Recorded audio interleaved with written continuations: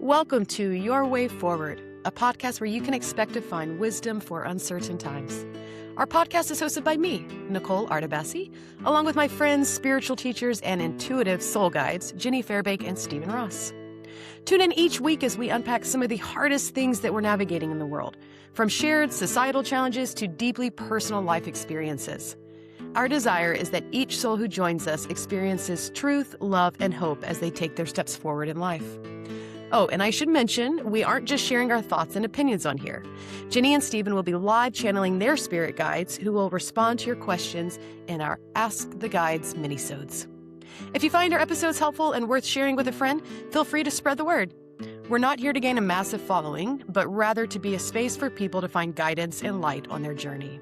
Now, let's get into it. Aloha. Hi, guys. Good to see you. Hello. Good to see you. Welcome, listeners. Our 5th episode today. Yes. If you have or have not listened, everyone, we have 4. Take a look. Vulnerability, fulfilling your dreams, surrendering control, and our latest was joy. So take a peek if you have not listened to any of those. And we also have a few Ask the Guides episodes. So check us out, Spotify, YouTube, I believe maybe iHeartRadio. There's RSS feed, so depending on what you listen to, you can find them all on YouTube as well. So take a look. Really excited for today. We have one of my favorite topics, my probably absolute favorite topic. But before we dive in, let's just take a moment to check in, see how everybody's doing. Jenny, how's your week I'm been? doing fantastic. I'm just really feeling into all this new stuff that's coming in terms of just, I don't know. I'm feeling a lot of good vibrations within myself, I should say. I know the collective energy is all over the place, but I'm feeling pretty grounded at the moment. What a lovely place to be. That is ideal, right? In the midst of the storms. That's awesome. Well, you look great. Mr. Ross, Mr. Stephen Ross, how has your week been going? Yeah, I thank you for asking, Nikki. I'm happy to be here as always, you guys. I'm work with a lot of intense experiences, so lots of earth shattering. Where you grounding, but I get lots of earth shattering this week. So lots of intense energies, lots of potentials, healing. Hmm. It's incredible, really, the human experience. I always say, the work you guys do and the work therapists do, the work that, because obviously people know it's here on the podcast, probably some may not know intimately what you guys do day in and day out, but your world daily looks very different than mine, whereas obviously I work more with businesses. And I always say when people start talking to me about their problems or things they're going through, as much as I have this just wells of love for people, I don't know how therapists do it. I don't know how you guys as medium channelers, healers work through things with people, because it is a lot. And especially today, right? At the big universal level, what's happening out of our control. Well, everything's out of our control. But then the individual circumstances, and sometimes it's, comes on the heels of the bigger things. Sometimes it's all working together for our own self to continue to grow and evolve as beings. But yeah, all that to say, it's a lot what you guys do. So I'm grateful for all of the light workers in the world. I am my own version of that, but you guys are a special breed. So Yeah. Well, this is why we need community, right? So we can support ourselves and raft through all of this madness. Yeah. Absolutely. Yeah, to have those people. So that's what we're talking about today, Stephen. We're talking about community, as you know. So listeners, I hope you have all had a good week as well. And I hope that wherever you are, if you're here in Hawaii, hope you managed through the Kona low storms that we just had that were very devastating to parts of the island. And parts of other islands like Oahu, I know, got hit pretty hard. And anybody that's going through, financial upheaval with, I know some of the soaring prices right now with things, I hope you're taking care. And for those that are just living another day, wondering what's happening around them, we hope that you are feeling full of life and are enjoying this podcast, and hopefully it's meaning something to you. Today, we're going to be talking, as we said, about community, and our goal, I think, really, as we were discussing, like what's really happening right now in the world. I think it's pretty common sense. People say, "Oh yeah, community's needed." We all know that it's good to have strong support systems and relationships, and I think some of the tough questions that we want to talk about today are around how challenging it can be to establish community, and not just any community, but the right community, as people say, tribe, or a group of people that you can truly be your authentic self with, and support one another in different seasons. And so I'll be the first to say that community has been my lifeline, and I don't know where I'd be without it. And I also recognize that for some of us, I'm very extroverted, it can come easier, right? So let's just kick this off today. Let's just kind of open it up with, I think, Stephen or Jenny, whoever wants to go. What does community mean to you? What does it look like? I mean, community is everything to me as well. I I find it to be a form of, as it is, a form of connection, not a form of safety and support, and we all wanna be seen, heard, understood, valued, and community can do that for us. And there are a lot of different ways that we can have community. Hmm. There's the physical community, there's a digital community, Hmm. there's, our chosen community, there's our built-in community, right? Our family, our, Mm. workplace could be a built-in community. There's the quantity versus quality of community. It doesn't have to be large. You can have 2, 3 people, Hmm. and it's a community. So I feel that intention is a real of community is really important, and I can think about all the different communities I've had in my life, like my gym community when I Hmm. was really young, church community can be something, and things are shifting and changing so much that I think all of our communities are changing too. Community matters for many reasons. I mean, we need to feel that support. As humans, we're not here to be alone. No. There are billions of us on this planet for a reason, because we're here to help Hmm. each other and love each other and support each other.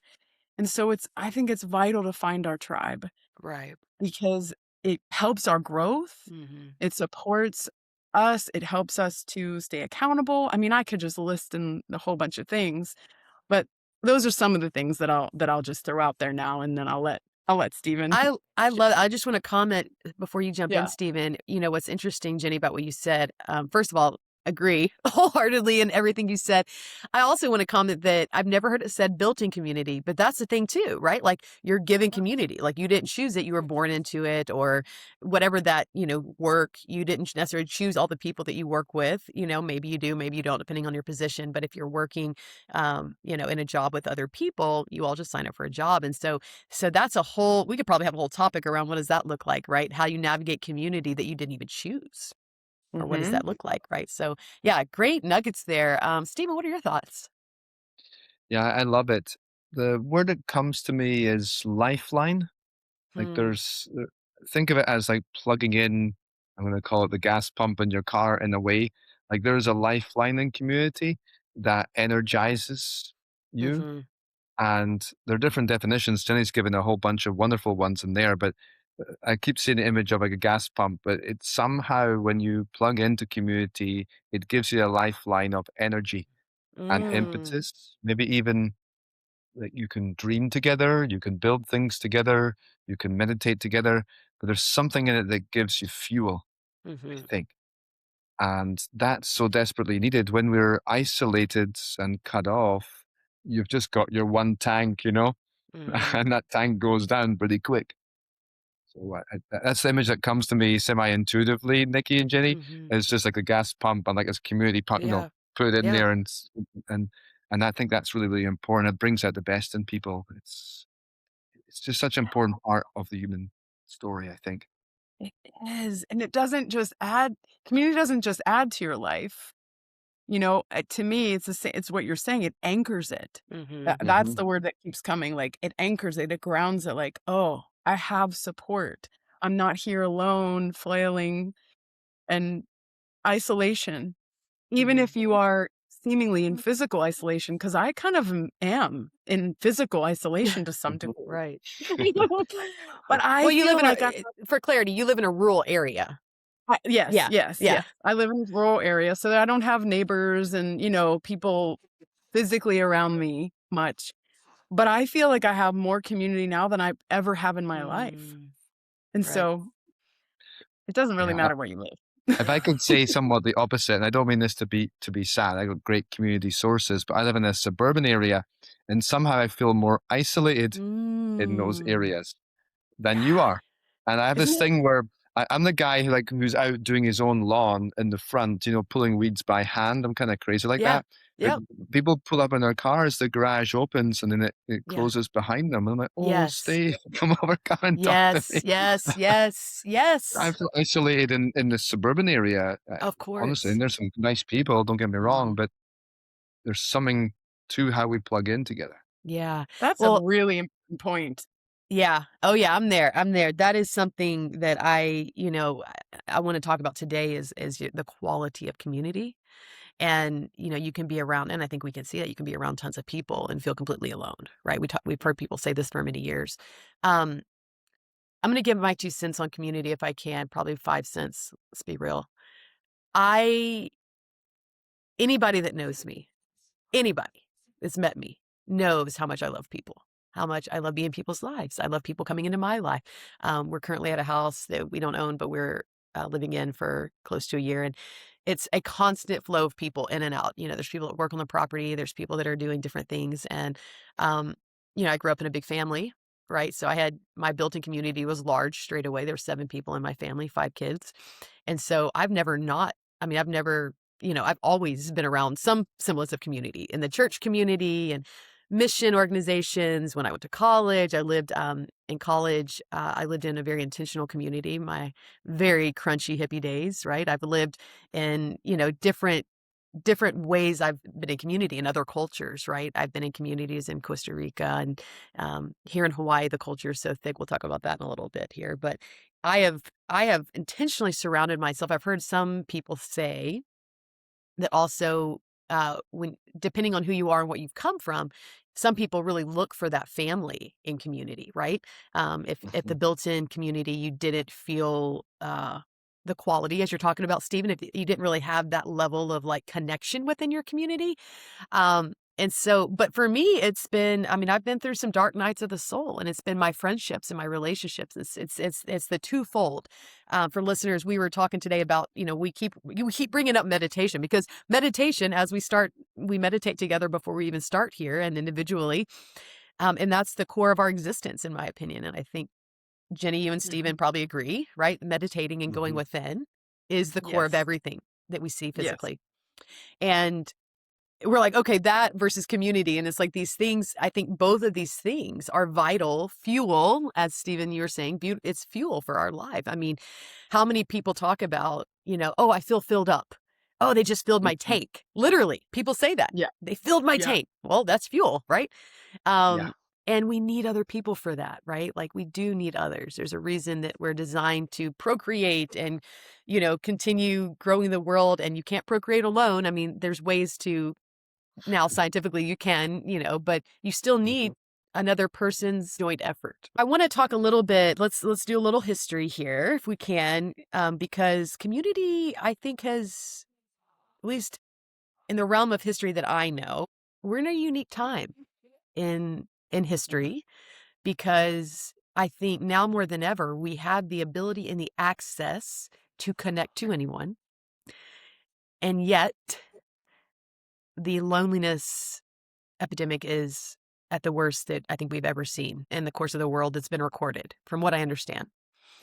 So let's talk about that. I live here in Hawaii. People still go to your door, they just knock on your door to say, hey, there's just a level of community here that I have never seen anywhere on the mainland. And it's very filling.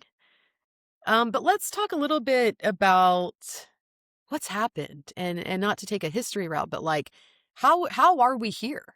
How are we here that we have the ability and yet you guys have many clients. I'm sure you see I don't know. You tell me, like, where do you see loneliness and community? Huge. It ties in a lot of threads because the ego is your narrow self-identification. Ooh, You're repeat in that? your head. Your ego is your narrow self-identification. Okay. In your head, in your thoughts, disconnected. So meditation's expanding consciousness, but when you're in your head and there's not other people around, called social isolation, and then perhaps things aren't meaningful at work, or perhaps you're just watching TV, whatever it might be, you end up that bubble, you're in a concentrated bubble of this self affirmation. Hmm. If that self affirmation is negative, then we call despair. There's this really grim research talking about diseases of despair, Mm. and it's always like stress, tension, plus isolation. And Mm. this has just gotten worse over the last few decades. It's even the data I read is pre-pandemic. It's several years old now, and it was pretty bad, you guys. Mhm. And so when you're cut off from that, it seems to just take people in a downward spiral. Yeah. So this is really bad. I don't know. My thinking is, you guys, at the digital age, I don't want to blame technology. It's not technology itself, but the way it's programmed, the algorithms have then kept people just in that mental cage, Mhm. especially social media and their reactions and stuff. So, like the digital age, the cutting off from that, people becoming more in the bubble, more socialized, it's just built up over time. But Mhm. the well-being effects, mental health effects are Stephen, where do horrendous. you when the people that you work with and the different lives that you encounter, where do you see in the course of if you could identify a root cause maybe of some of the things people go through, where does Mhm. loneliness fall on a scale of 1 to 10? They might have root causes of things that are going off, you know, jobs, relationships, there's all kinds of things. We'll go through grief, healing, everything else. But when they're lonely, it magnifies it. Okay. There we That's the go. way I see it. Yeah, So it acts because you're just in your head in a goldfish bowl of your thoughts swimming around right. all the time, it makes it seem like that's Mhm. it. Whereas you can be with three friends who are there and listening and you have camaraderie, and the problem actually shrinks. Yes, yes, I'm a witness. I'm the worst spiraler. I am recovering from negative self-talk and spiraling because I could ruminate over things, which destroys you. And sometimes all it takes is a dear friend, my wife, somebody to just communicate with. It snaps me out of it. And if I'm Yeah. Mhm. alone, it just builds and builds Mhm. and builds and builds. And it is destructive, right? Yeah. Yes. Like it can be the loneliness or what goes on in our minds. And so, yeah, having someone, you're so right. And I don't know that there's something stronger other than going into self and meditating between that and someone else. That I don't know if there is another key. Yeah. Yeah, My wish for the modern society is that there were many more community initiatives. mm, Jenny and I love wisdom circles. You know, you can get mhm, like a talking stick and someone holds space. Like I would love to see wisdom circles all across the mhm. country, Yeah, you know, and people coming together and just free open dance events. And there's all kinds yeah, of cool ways that you can bring that together. sure. So there's one in the UK. You know, we drink a lot of tea in the UK. And so they have this thing with they call them OAPs in Britain, old age pensioners. That's I'm very politically correct. That's what they call older folk. And so you can have tea with a pensioner. And Nice. so they have it's like a social media type of thing. You connect a younger person and you go see them for a cup of tea. Mm, I love Mm. So that I kind of wish so there was much. technology that got us to people rather than kept us apart. Yeah. You know, like that's what I Mm. really wish for. Yeah. Well, Simple thing.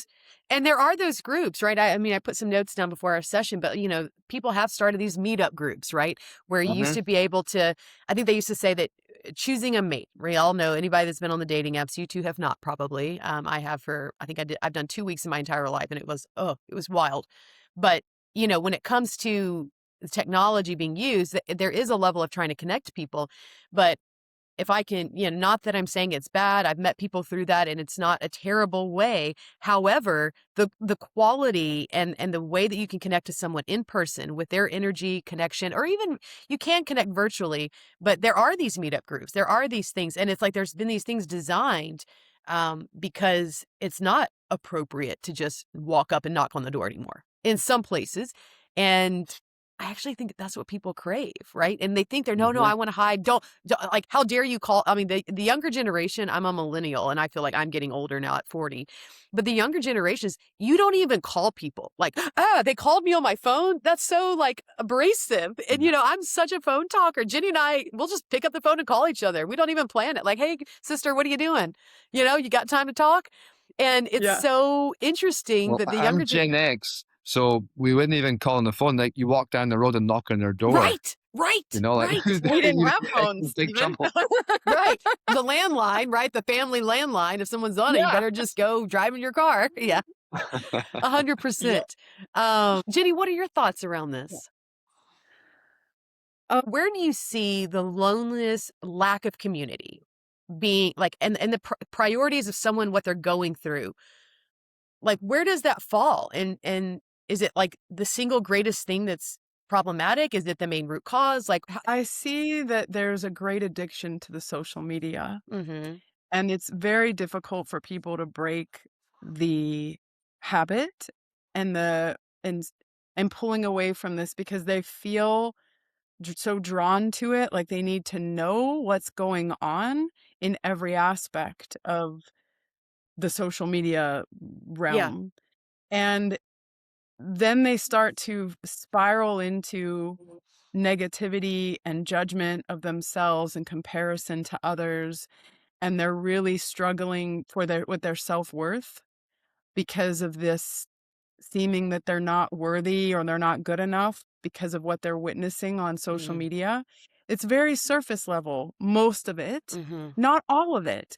And so for what I really I work with certain people depending on where they are in this to really pull back from all this, to set clear boundaries, to go outside and be in nature Mm-hmm. more, to find more physical connection, Mm-hmm. which I really sense that and see that people are craving that. Mm-hmm.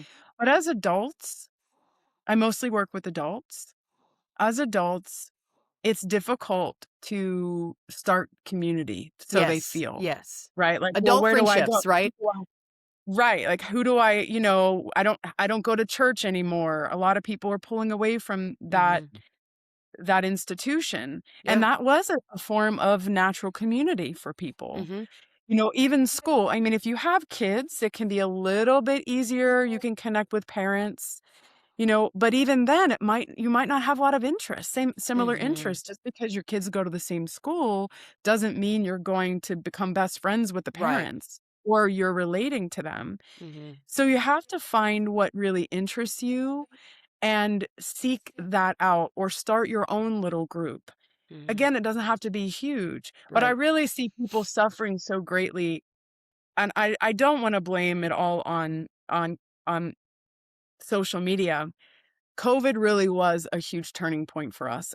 I almost feel like I really have a hard time listening to anything pre-COVID, watching anything that's Mhm. pre-COVID. I feel like it's like a whole turnaround in our life, in our world, that it was so different back then. Yeah. Mm. And I know I hear you, Stephen, like it has been getting harder over it's not just because of COVID, but Mhm. COVID really solidified this Mhm. Mhm. isolation. Yeah. And we need to break free from this, and I know everybody's craving it. We can Oh, sense it. yeah. I want to respond to something you said, Jenny, because I thought it's really important. Like you said, I think natural community. So this is a really important that there's some kind of anchor, our teacher said, and knot which binds people. Yeah. And so, yeah, there is as a parent, I can say we got great community with our school. I love those people. And we have that bond of the children. But there's a certain point then where it's like, okay, we talked about the kids. And then you can feel the separation. Mhm. They're wonderful people, but there's something in this natural common bond Mhm. with a purpose of sorts Yeah. that I think really is the magic. And I might have mentioned evolution before, and I don't know that much about evolution, but there's an idea now that small groups in relationship of something is how we take it to the next level. Mm, Mhm. Even the three of us having a conversation, it's yeah. got a certain magic to it that Hmm. you don't just talk in, small talk. So I think Right. natural community with something, some purpose or anchor. I'm going to go to my hand, like an anchor or a knot that Hmm. really brings us alive. So if you were building something, cleaning up a riverbank together with a group of people, walking together in a park, we're Hmm. going through difficult time. There's various ways you can do it, and then technology really makes this possible. That's the I Yeah. best think part. I love that. Such a meaty topic. Obsessed with community to a point where I was just telling Jenny before we jumped on, I'm getting a little overwhelmed. Like we've been in Hawaii just for a couple months now, and like I just extend to everybody and everything, and I'm like I'm getting a little overwhelmed, and so I'm having to like reprioritize. But you know, I think of the U.S. I'm going to talk specifically to this country, but clearly the whole world. There's a lot of we're all on this planet at this time and age, but you know, I feel like I'm going to equate community, I'm going to equate the human race to how we manufacture things, how we produce things, and follow me here on this path. You know, we recognize that we need to improve something, as we say in the tech world, optimize something like, oh, well, what if let me think of an example, like how we can make something more efficient. Um, and then we do that, right? We create an efficiency in a product or service, and we're like, okay, how can we make this even more efficient, right? How can we make this better? And I feel like in the human connection world, we through the attempt of trying to optimize whether it be convenience, forget the root cause, but let's say convenience, like fast food, like, oh, what if people can walk up, right? I don't know the history of fast food restaurants, but let's say at first everybody would go into a restaurant and sit down in a restaurant, you would eat with your family, and then suddenly they're like, well, actually, if you just walk up to the counter, right? And we just had these people, then it's more efficient. More people can eat, right? Because you're just walking up and it's not table service and more people can get in and out of the restaurant. And like, well, what if we even made it more efficient because people are busy and they got to get to work? What if we put a drive-through in? Right now, that's even more efficient. People just line up and they can zip through, and we can find ways like microwaves to create more efficiency and how fast things can be cooked versus over the fire. And, so we've created these ways. And then I think we can unanimously agree that fast food is a horrific thing for the physical body, right? Because of the nature of you're sitting as you go through, not only just the physical act of participating in fast food, right? And what that whole experience is, you're no longer connecting with someone maybe for a second, eye to eye, with the person at the drive-through window, but how many of us are on the phone or doing something? So we've not only hurt ourselves in that way, but it also has harmed us in the food preparation, the quality of food that goes in. Hey, we'll make it more efficient. Let's have a cheaper price and we'll lower the quality of food, right? So I'm going on this long, follow me Mhm. here. In the same way, for human connection, how do we optimize human connection? How do we do this? Well, we'll create this system. We'll create that. How about we create a phone system, right? So no longer do you have to, go to that person's house and, horse and buggy. But now, instead of having to go and knock on the door, we'll just pick up the phone. Now we can not even have to go meet in person. We'll just have a Zoom connection. And all this to say, I think community you can equate to a lot of things, but we've tried to create efficiencies for whatever Mhm. reason we don't need to talk about today, but it's actually we've harmed ourselves. We've taken it too far that now Jenny and I talk often, and Stephen, I know you agree with this. Now, my generation specifically, there's a lot of research around we're trying to get back to, and every generation, I think, we're trying to get back to soft living. We actually Yeah. desire to turn our phones off, to knock on the Mhm. door, to share a meal in person, right? To create those boundaries from technology. And so I only say this to say that, like, the efficiencies we've created back to the dating apps. Back in the day, I think many people have heard this. There were about 12 options for the average person to find their mate, right? So, however you want to research that, but there was about 12 different people that one of 12 would have ended up being your mate. 'Cause that was the way the networks worked, where you lived, the people that you were around, who wasn't your sister or brother, hopefully. And then now there's this issue and people are getting married way later. I'm one of them. And my reasoning might be different, but a lot of people now, you jump on the phone, that's the common way. I remember when they rolled out online dating.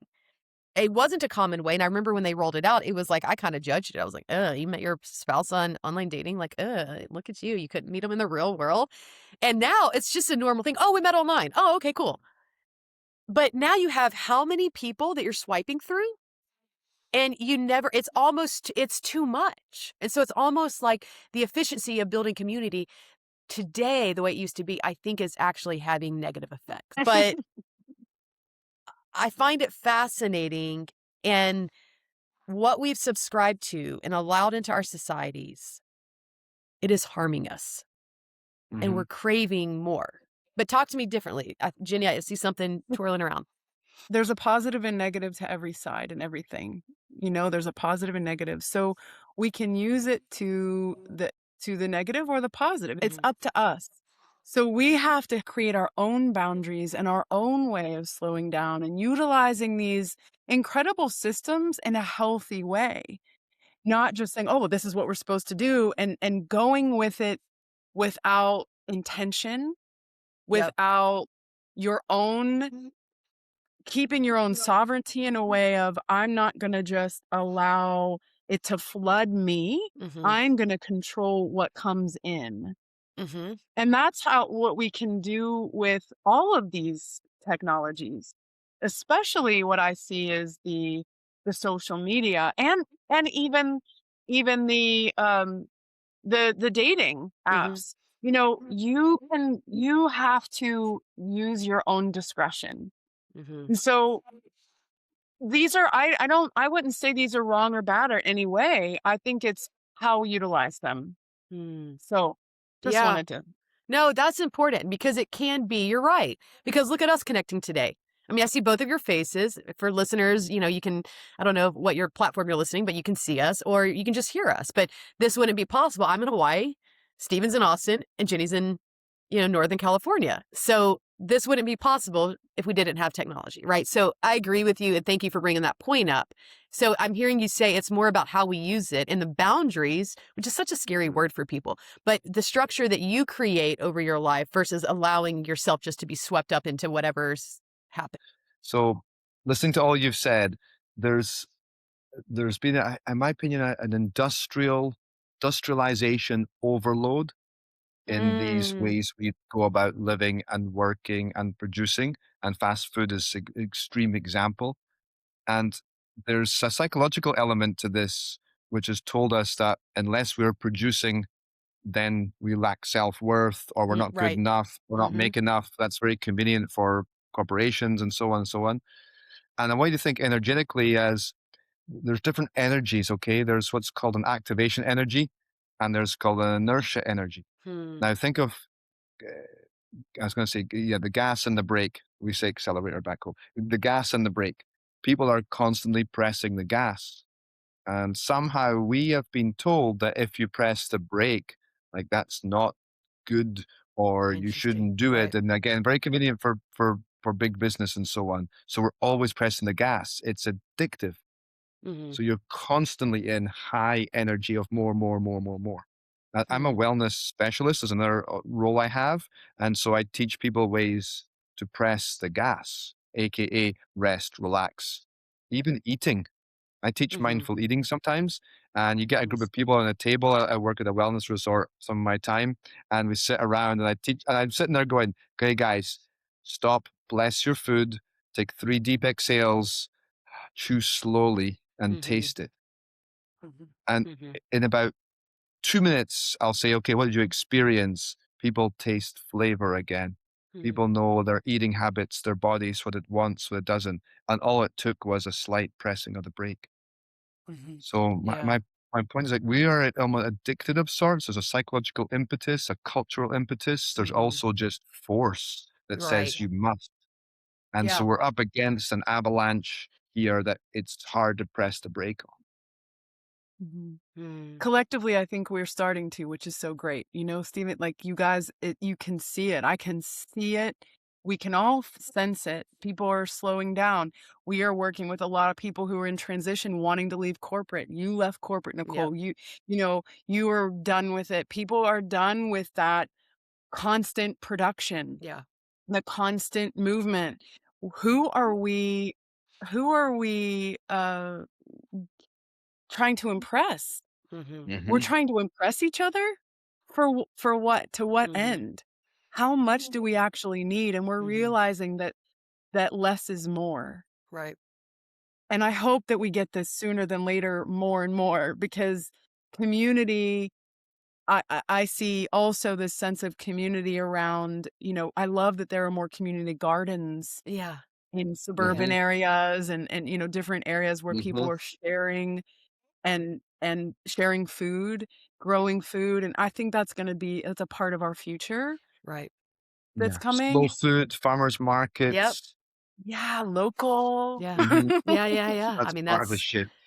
that's our whole life here. I mean, we go to many different little stores, but we buy everything we can. There's someone here that gave me some venison. A shout out to my friends Christina and Brigitte, from a local friend of theirs who hunted some venison.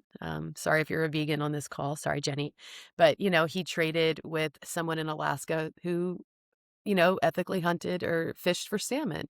And, Mhm. there's ways to, I believe in trade and barter and those things. But, I think I like what both of you are saying. I want to just comment on, I have lived in very different communities, some of that you've mentioned, but I also, have had the corporate community. I've had all the chosen versus built in. I also just, want to talk a little bit about neighbors. It's really interesting. There's studies, and I can't recall which ones, but please do your own research, dear listener, on this. But there's studies that show just getting outside and waving to a neighbor, saying hi at the, you know, clerk at the gas pumps or someone at a quick stop, having a small chat with your mailman or UPS driver, having these small little daily interactions, how much that fills and fuels you. And Mhm. so, there's different levels and layers to community. As you're mentioning, Stephen, like, you have great community for the kids through your school system, but maybe that's a different dynamic than you have with me and Jenny, right? And so, when I lived in Austin, I could definitely talk about what happens here. It's a whole nother level of community. But in Austin, everybody's, I'm going to say these are blanket statements, but the world that Karen and I lived in, we worked for companies. We had that very kind of routine work, overwork sometimes, maybe weekends for fun. And one of the things, I worked from home a lot, and we were in a cul-de-sac when I moved in with Karen.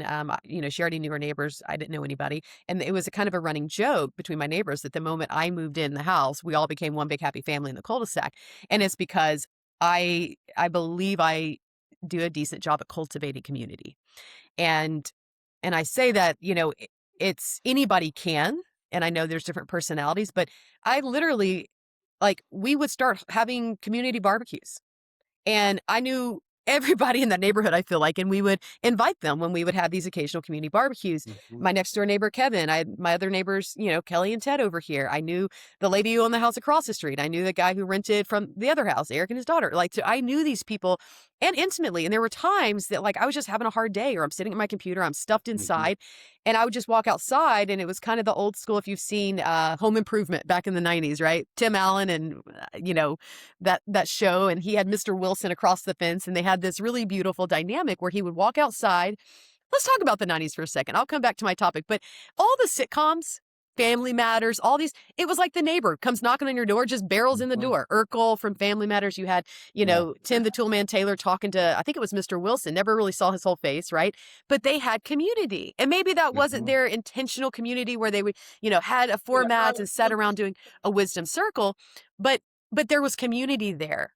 And Mhm. I had that with my neighbor Kevin. He would be in his garage. He was a techie, but he worked in his garage, and it would be half open. And I knew if it was half open that he was in there, right? If it was fully closed, he was like out of town. If it was Yeah. all the way open, he was outside. I knew these things. So I would walk outside and be like, Kevo.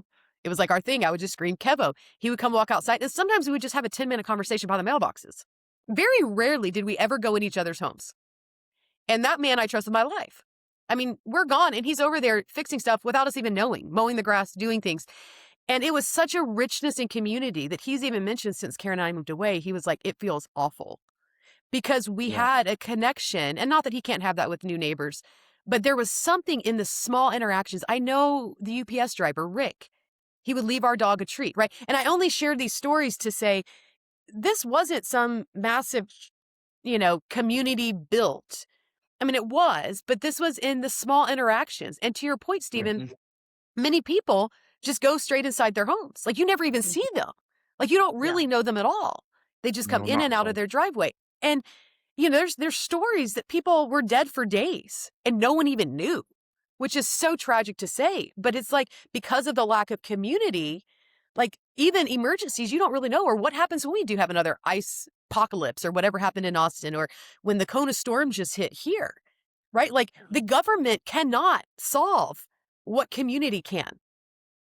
It cannot.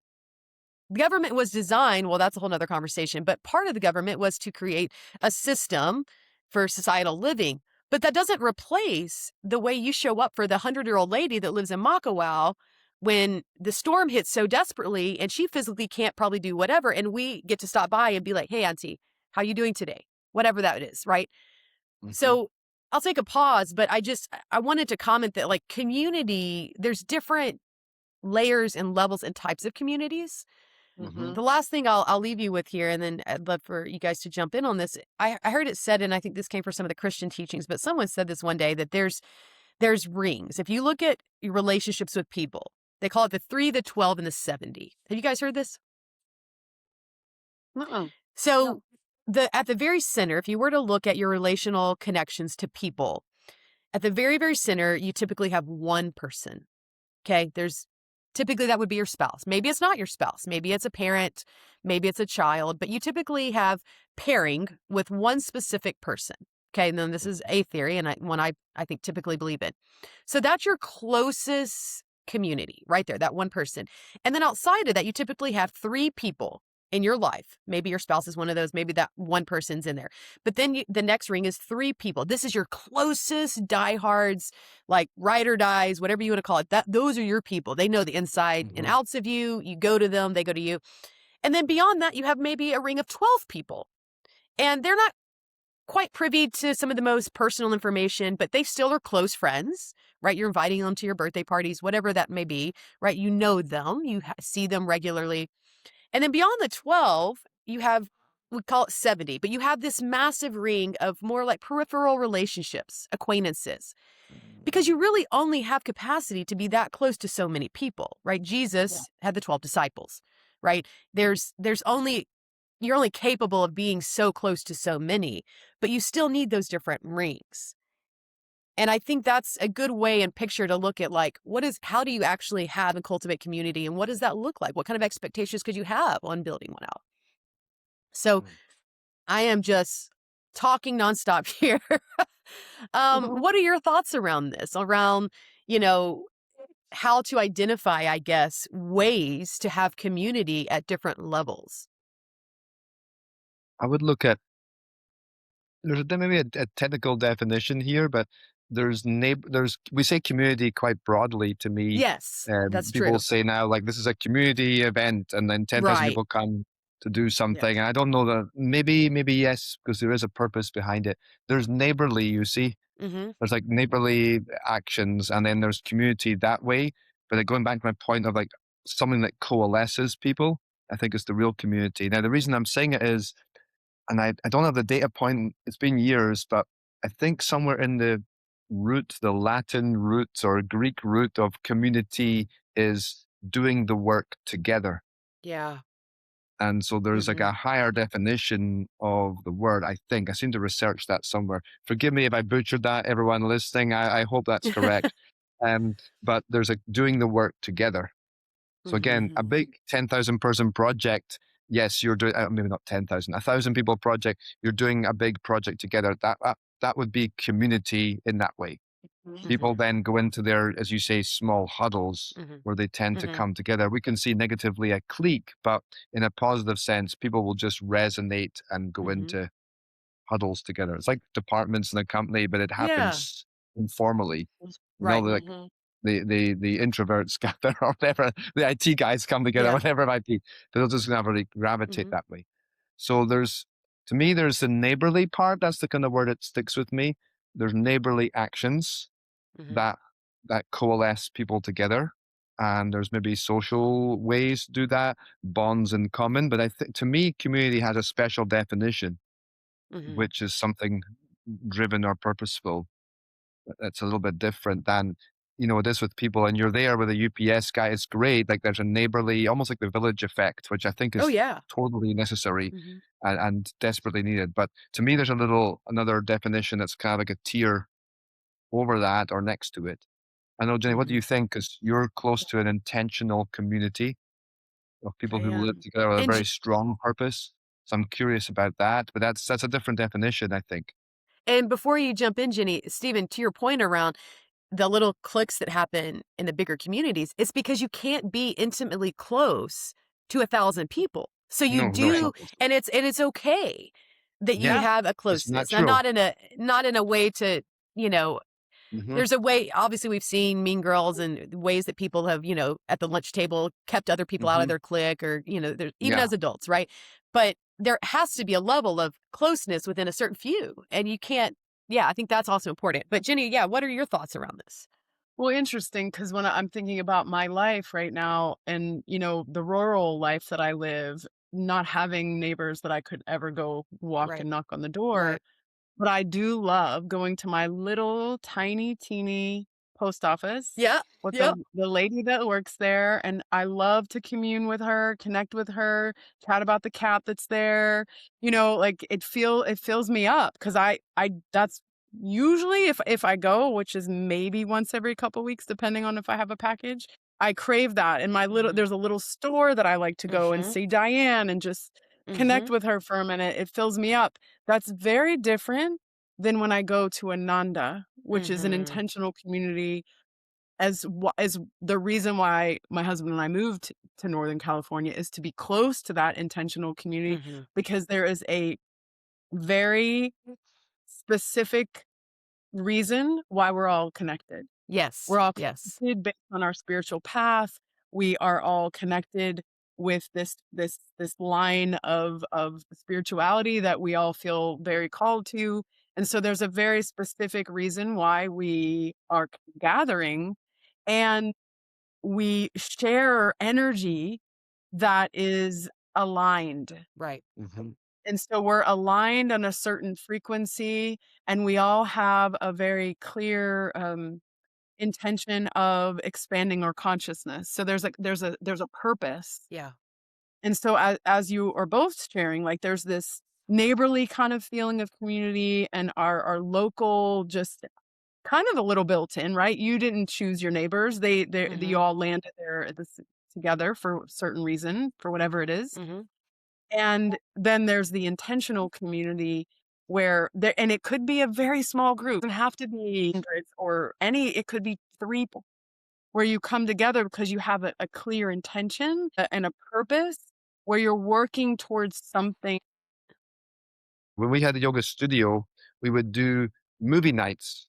Always like a spiritual movie night or a yoga movie night. There was something, and we did a series of them. And I swear to you, in the 10 years of running the studio, some of those nights were probably the most impactful. We did have something that again anchored us and brought us together. We want to watch the movie, and afterwards, people would give comments or questions and discuss. And those nights Mhm. were magical. I mean, you Yeah. don't need a yoga studio to do that. You got some people who are into it, and you host it, and you discuss, and there's something that we do that maybe shapes us and gives us a new lease of life behind it. Mhm. That's the juicy community. Mhm. Well, I Yeah, I love that. I would have been there front and center with popcorn. Yeah, I mean, community looks like a lot of different things. I mean, Jenny, when Karen and I come and spend time with you and Dave, like over Thanksgiving or any time that we show up, like we have our own little intimate community, right? The four of us. And yes. Hmm. Stephen, when we get together, I mean, there's just even just the littlest, but that is so much life-giving. I mean, we laugh that like we don't stop talking for like 4 days straight. I mean, maybe we'll go meditate together or sit outside and watch the sunset, but we leave feeling filled. right? It Yeah. doesn't exhaust us. I mean, because, and to your point around Anando, those shared beliefs. So there's people that you have community with that you have very different beliefs. You may have different paths, and there is a level of community that you can have. And I'll say this too on the neighbor thing. Sometimes you do have that deep community with a neighbor, right? So you never know I how agree. you can Mhm. encounter someone. Um, Mhm. I think there's also a level of, yeah, here we go. I'm going to take us down a deeper path. So there's a lot of fear. I mean, there's kind of jokes around, like, I can make a friend anywhere. Like, we have a new dear friend. She's local to the islands, and she was responsible. Her company's responsible for. We had to ship a pod, and so they basically store the pod and all the things. And, I just, as we say in Hawaii, talk story with anybody, just chat. And we've become dear friends, right? And so I stop in and she's hooked us up with some things. And yesterday we stopped by and she designed some Lahaina strong hats. So when they had the fires in Maui, Lahaina, she created these very nice, expensive looking hats. And she just gave me like 5 of them. Right. And so we have this relationship now, and I'm giving her eggs from the hens. And, you can kind of create, we kind of laughed, and it's like there's that weird thing as adults too, because as children, if anybody's seen these little silly memes, children just run up and knock on the door. Hey, can you play today? Do you want to be my friend? Look how fast I can run, right? It felt easy when we were children, right? Like, hey, do you Mhm. like this? Let's hang out. As adults, I don't know what's happened, but I would love for us to talk about this. I see a lot of fear in people in putting themselves Mhm. out there, and they have desire. They want to have friends. They want to, maybe get away from default friends. That's a whole nother topic. Like, I had a lot of friends that during my drinking days that just kind of vanished when I stopped drinking, or I didn't find fulfilling relationships with them anymore. And, that changed the course of how I did community, because that wasn't a shared thing anymore Mhm. between us. But when it comes to cultivating, I think I'm an anomaly. I do build connection and community very quickly, but I think there's a lot of people who struggle with that, even that first encounter of like, do you want to be my friend? And how to go about that. So what are your thoughts there? I think there are a lot of people who are very closed because there's a lack of trust. Unfortunately, I have to say, I think it does stem from some of the news that we absorb, and the content we're absorbing is very fear-based. Back in the day and when I was a kid, we trusted everyone. It was Mhm. like there wasn't this fear of bad things happening. We just run out and play, and Right. now everyone is so careful Mhm. and protective, and I don't know if I can trust, and I don't know if I can trust, because we hear so much negativity in the world, and that almost to some degree people are bad and they're not Mhm. trustworthy. And so our hearts, I think, have been tattered to some degree and have been closed off because we don't allow ourselves to trust people. Mhm. I always say, I mean, I trust first, unless if there's a reason not to. You Mhm. give me Mhm. a reason not to trust you, that's different. But otherwise, like, I'm in. Mhm.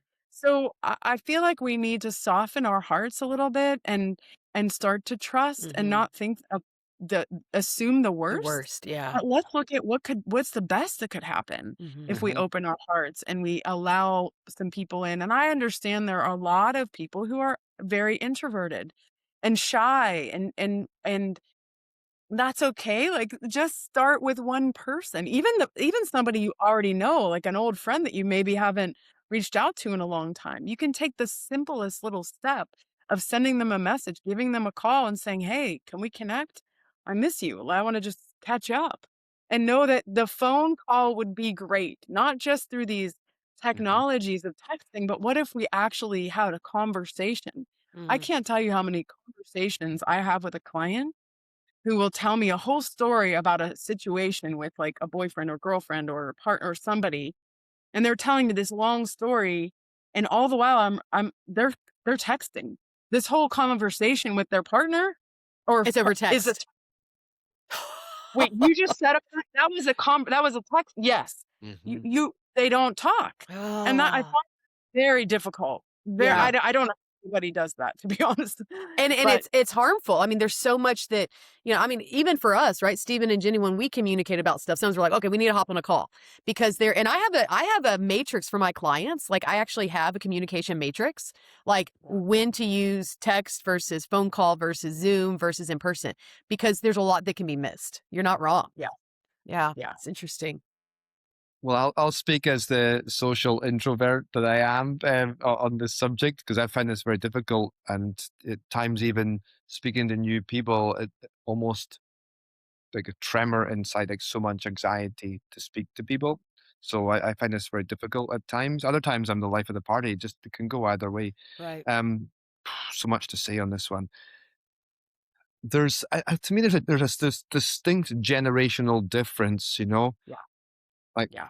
there's a joke, I don't know if it's a British thing or American thing, that the Gen X were the feral generation. Like we just wandered Mm, around the town yeah. and did stuff. That's totally you just Mhm. absolutely could not do, or child protection services would take your kid. Like it's there's a Right. I see that in many ways as a teaching point because Mhm. there's that point of the f- the freedom to roam that happened, and then there Mm. was a lot of trauma, a lot of abuse, sexual Yeah. abuse as well, Mhm. and it's scared and everybody, Mhm.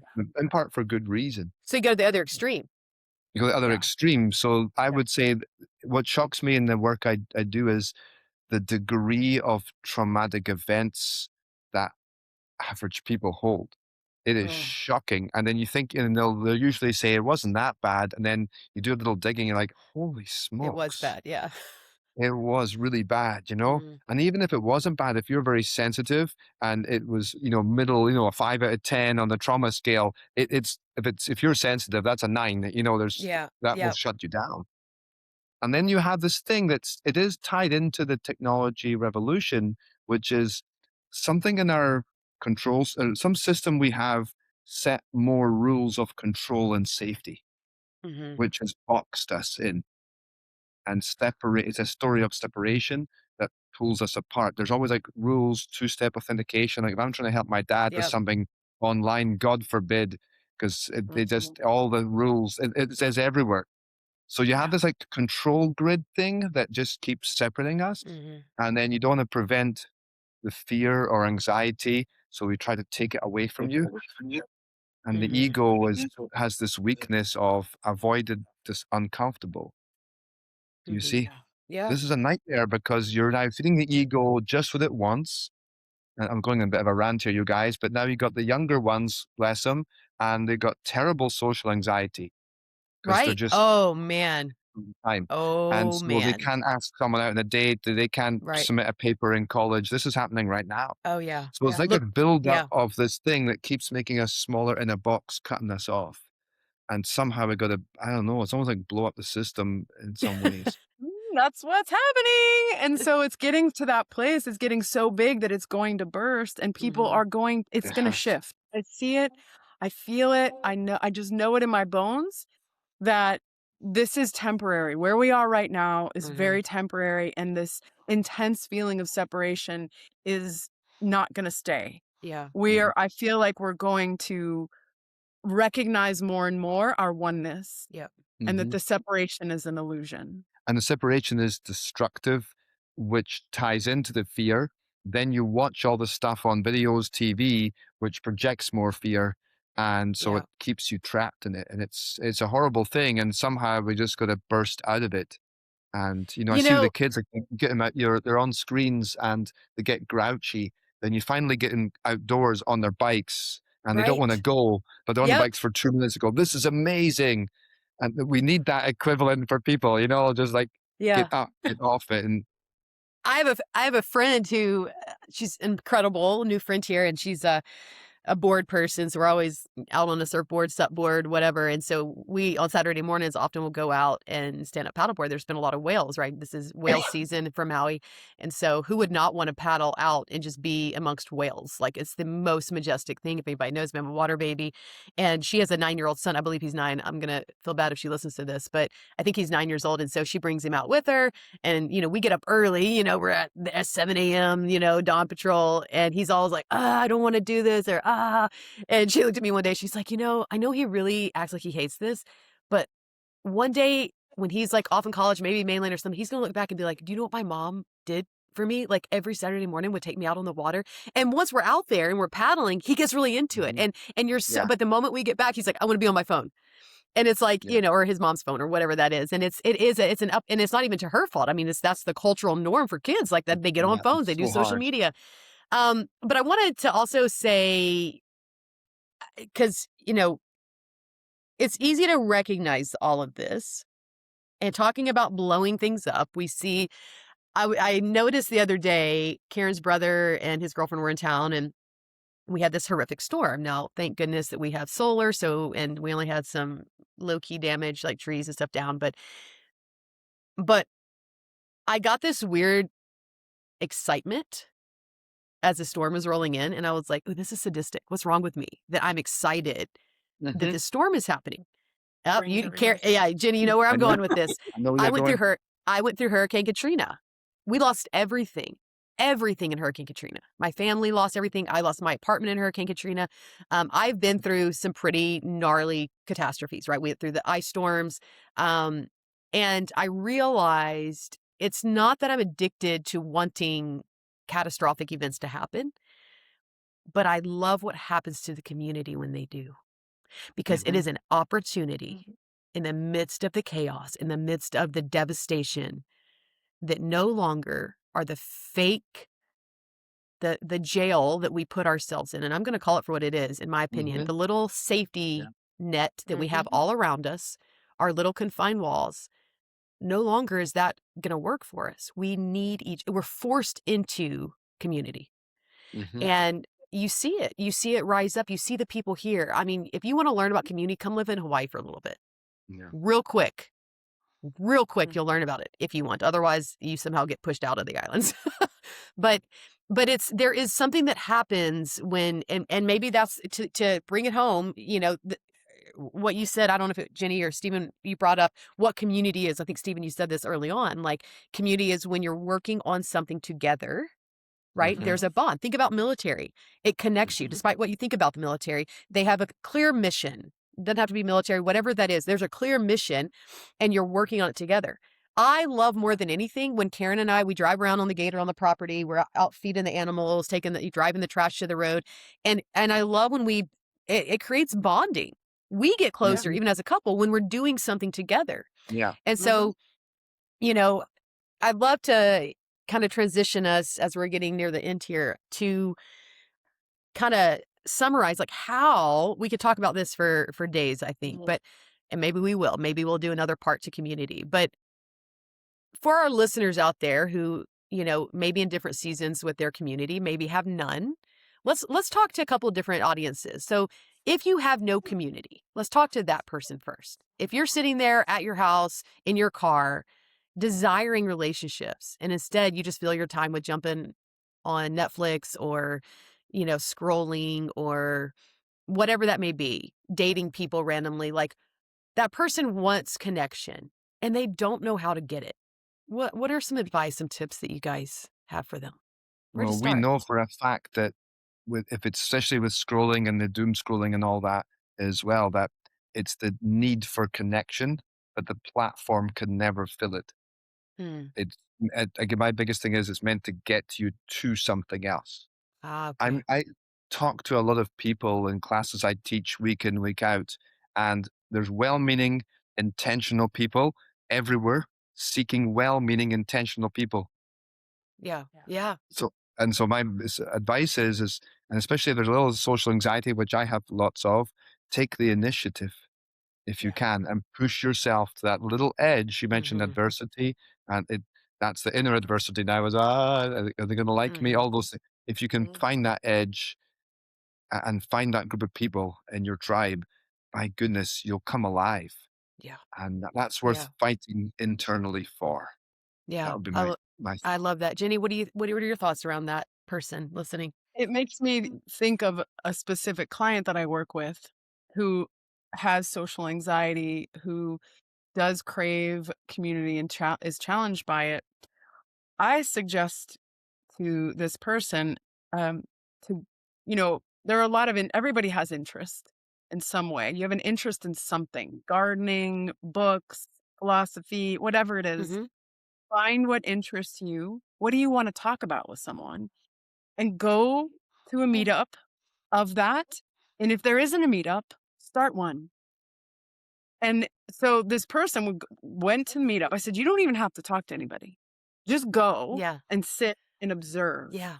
and start to learn to work with feeling comfortable just in the group. You Mhm. don't even have to speak during the whole thing, Mhm. but start slowly and then maybe seek out one person that you Right. just have a little short, like introduce yourself at the end, you know, and then see how it feels. So I would say if you're introverted or even if you're extroverted, but you're just afraid to start something, go to an event that interests something that Mhm. interests you and just observe, Yeah. just to start your energy moving. And or the other thing is to call somebody that you already know that you haven't maybe connected with in a long time. Like, hey, we haven't talked in 10 years. Right. People love, don't think like, Yeah. well, no, they're not going to want to talk to me. Right. No, no, no. What's the worst that happened? They don't answer and they don't, whatever. And then you move on to Right. somebody else. And if you But experience the rejection, call Jenny, call Steven. They can walk you through getting rid of that energy, right? Yeah. Can I add one more on, Jenny? This is yeah, somewhat just spontaneously intuitive. I want to say stick around for tea. And I find at events like there's a talk or something, and Mhm. then they leave, and there's that social part, and it feels awkward. And I would like yeah, try to stick around for tea. And I'm saying that because I remember this woman somehow was saying, she says, I just took a yoga class somewhere. I think it was in Israel. And she said, it was the best yoga class ever. I said, wow, what was it? Was it the down dogs, the sequence? And she said, no, afterwards, a teacher brought in tea There you go. yeah, There you go. and we just sat for 5 minutes. So I it makes me think about tea and yes. community, and then stick around for those awkward moments where they do chat. If you can do it, like try. Community EA. Well, we all yeah, know Jenny. If you know Jenny, if you don't know Jenny, and you somehow can send her something, we all know her favorite cinnamon apple tea. At every event Yeah. we have, somebody shows up with a box of it, right? And we love tea too after sessions.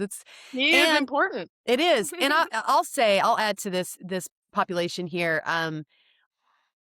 I have a wife who's introverted, right? And I've been very impressed with the way she puts herself out there too. And I've always been with introverts, it seems like. Imagine that. Mm. Um, the events are good. If you're at an event, even for me, I have been at more events in my career than I can I can't even count. And even for me, now I'm the one, I'll show up to an event where I know zero people. I know no one. And even for me, sometimes it can be awkward, right? Because you don't know anybody. You were invited or heard about something. And one of the quick tips that I can offer someone, if you're there, yes, if they can, have tea and sit around, that can be awkward too. An easy way is to walk up to someone. You can assess the situation. I know you introverts, Stephen, you guys really assess everything in the room and the people and you know who you might want to talk to, but you're too scared to go up and just say anything. You feel, silly. You don't know what to start with. It feels awkward. You can just go up and compliment. It's such a conversation starter. Hey, I love your shoes. Where did you get them? That immediately opens the door for conversation. And so Yeah. finding something to compliment them or just ask a question. You don't have to go into like, hey, you look cool. You want to be my friend? Which maybe it'll come. But I mean, really, me and my friend up here with the pods, we're like, it's so awkward making friends at this age. I'm like, cool. You want to be my friend? She was like, yeah. So sometimes you might be surprised. The other thing that I'll say to this person listening who may not know how to get out there and build community is serving. Look, there is no better way to connect people back to like working on the same project, how it bonds you. You just sign up to serve. So Yeah. therefore, it's not this awkward Um, standing around in a room full of strangers that you may or may You're not be able doing to talk something. to, but you have an assigned job as a volunteer. You just sign up and yes. you do it. And guess what happens? Like I signed up to volunteer at teaching classes at Monte Cristo. The head of education, her name is Cotton, and just through being there physically and having to communicate about something specific. So it's not this awkward, like, hey, what's your favorite color? Where did you come from? It's more like, hey, did you get that assignment? Did you get this? And little by little, we're now close friends. So there's Hmm. ways, serving is a great way to do that. because you have a job. So it eliminates some of the immediate awkwardness. And you Yes, really do get to know people deeply when you're serving next Mhm. to them. Um, absolutely. the next person I want to talk through, I'd love to just talk about the person who, um, is like, let's talk about the person. How do you find the right community, right? So maybe they're great at, maybe they have some people in their life, maybe they like them, but they're hungry for a deeper connection. So Jenny, you brought up, I mean, and I see you in your community because you do have community around you, even though it's rural. Post office, the lady with the dogs. Let's talk about that lady, right? There's this family that always has dogs that follows Jenny home. There's a really cute cafe up the road from her. We walk in, Mhm, they all know her. They love her. They scream, they hug her. You have community with those people. It's different mhm. than the ones at Ananda, your intentional community. What about the person who says, yeah, I have the work community, I have the neighbors, I know them all. I want this. I want the Stephen, Jenny, Mhm. Nicole. Like, I want that level of community. How do they find it? If they don't go to a church, they don't subscribe to that religious belief anymore, whatever. How would they find community? Really need to know yourself. Oh, I mean, what interests you? Who are you? What are you craving? Not you it can't be just a broad thing of I want community. Well, with for what purpose? What is the purpose? Like if you love to garden, a community garden is a great way to go. Like Mhm. what do you love about your life or your world or what do you want to get more involved in? mm-hmm, Maybe it's spirituality, maybe it's gardening, maybe it's a book club, Mhm. maybe it's, a wine club. Some people mm-hmm, they have all kinds of clubs that mm-hmm. you could either join or start your own. Yeah. It's really there's a plethora out there. There's unending opportunities, but you have to take a little bit of a risk. You Mm, have to put yourself out there a little bit. And I mean, just yeah, when I came to Ananda, I didn't know anybody at this in mm-hmm, this community space. Really. I didn't know mm-hmm. anybody. We didn't know Right. anybody, but we just showed up and Yeah. we're like, we're here. We've been a part of this path for a long time, but it's a vast thing. Mm-hmm. So, you slowly start to get involved. But I just say you have to know yourself and you have to see what really interests you. What do you want to develop in your life? What do you want to grow in your life? And go out there and find it. Yes, and I'll also yes, yes, yes, yes, yes. And one of the ways I think this could happen, I mean, when I always tell the story about how Karen wrote the list of, she got offline, she was doing online dating, and then she created a list of who she wanted in her partner because she knew herself more, knew what mattered to her. Mhm. It happened to be that, she wanted the characteristics that I had, right? Mhm. But I think the clarity, what you're saying is very vital. The clarity around who you are and what you need, because I saw I mean, we all have as we evolve. And if you have it, then that's questionable. Sometimes your community evolves with you. If not, you may need new community. And I know the me pre sobriety was a different person. Like, not Yeah. completely, but I was just a lot more unhealed and had coping mechanisms that, sometimes in that drinking world, you can just create a weird community around maybe not healthy things, right? But I think that's a very important piece to, I'm going into my business brain, but it's a checklist, right? I work with clients and when they're starting to partner with other, businesses or people to do referrals and things, it's like you have to get very clear on what, and I even have a qualification checklist. Do they have a belief system? Do Yeah. they drink? Do they smoke weed? Do they, you can create like, Mhm. what is their occupation? What are, like, I know that sounds silly, but if you don't know where to start, create a checklist on things that you would ideally want in a community.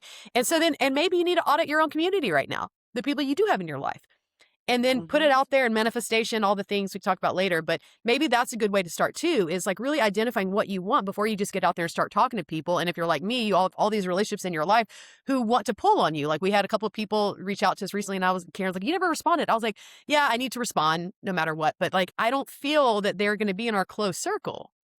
And so we have to create some of those boundaries because we know we only have so much capacity. Who do we want? I'm talking to you, Sonia. We want you in our circle, right? I have different Mhm. friends that, we've met here that are like, yeah, that's one that we want in our inner circle. So it's also getting clear with yourself, to your point, Jenny, on what that is. What do you Mm. think, Stephen? Well, I'm just gonna put yes and yes.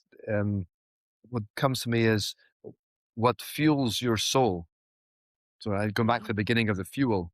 You can tell when something really fuels you and lifts you and moves you. And I think that's tied into community versus things that drain you, are unhealthy, take Okay. away. Yeah. There's going to be your own shadow in there that might be projecting, so you have to be careful of that advice. However, as a general rule of thumb, you like, what would truly fuel me? Yeah. Again, I'm just going to pick on gardening because it's an easy one. Community gardening, vegetables, animal care. There's so many things. Like, how could I serve? How could I connect to something like that? And I think that makes a big difference.